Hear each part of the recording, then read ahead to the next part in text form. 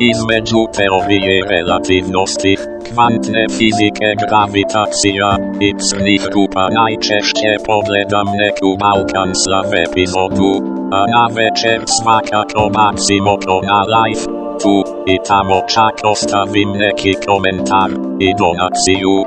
A na PUBG Mamića sam vrištao doslovno ovako.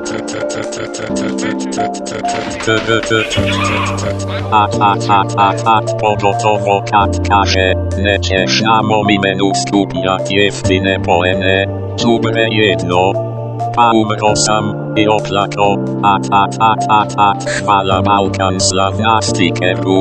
Odmah mi je njegova peljica zajebila da se kurčim okolo dok rolam kolica. Jedva čekam nove epizode, a sad moram ići jer misli na zubi 3 točke. Pusa svima od vašeg BLKNS TV, jebo vas Higgsov bozon.